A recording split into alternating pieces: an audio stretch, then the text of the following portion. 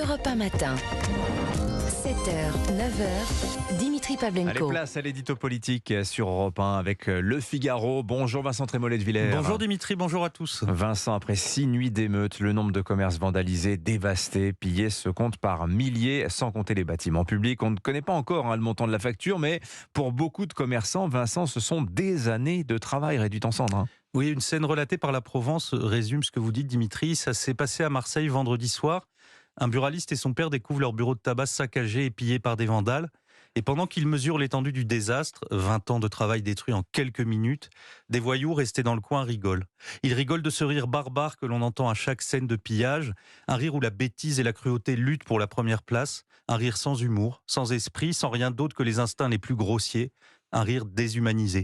Mais ce qui n'est vraiment pas drôle, c'est que le buraliste qui pleure devant sa boutique dévastée ne doit pas seulement reconstruire son bureau de tabac, il devra tôt ou tard payer des impôts qui seront en partie déversés dans la reconstruction de tout ce qui en une semaine a été détruit. Pour ce buraliste, comme pour une très grande majorité de Français, la double peine n'a pas été supprimée. Ils subissent les vols, les coups, les blessures, les pillages, la peur, mais en plus, ils épongent les dettes de leurs agresseurs. Vous laissez entendre, Vincent, que les casseurs devraient eux-mêmes payer la note de leurs dégâts ? Puisque le message de ces barbares, c'est « on est chez nous », ici ce n'est ni la République ni la France, la tentation est grande de les prendre au mot et de laisser les écoles en cendres. Mais ce serait condamner cette fois à la double peine ceux qui vivent dans ces quartiers sous la terreur d'un ordre social fondé sur le trafic, les codes de l'honneur et l'expression la plus sommaire de l'islam politique.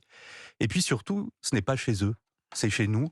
C'est en France. Reste que le coût de ces quartiers devient quand même exorbitant, 10 milliards d'euros chaque année selon la Cour des comptes.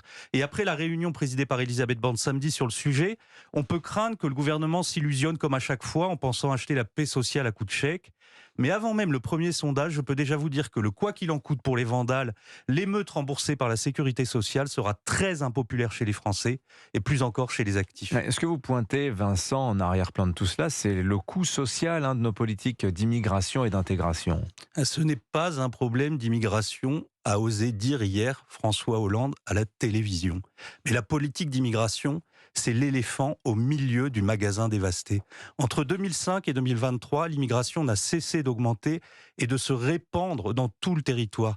Et c'est ce qui explique que les émeutes sont plus importantes et plus visibles aujourd'hui qu'il y a 18 ans.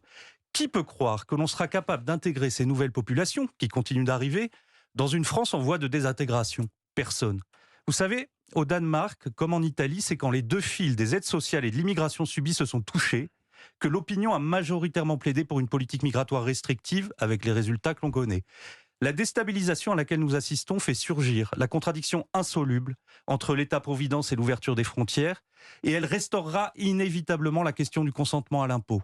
Accepter que l'État prélève une part de vos revenus pour la redistribuer au profit d'autres personnes suppose de reconnaître les autres personnes comme des membres de la même communauté. C'est ce que rappelle fort justement Dominique Régnier. C'est le consensus fondamental. Et désormais, ce consensus n'existe plus. Ceux qui portent la France ne veulent plus payer pour les enragés qui veulent la détruire. Merci beaucoup Vincent Trémollet de Villers, l'édito politique sur Europe 1.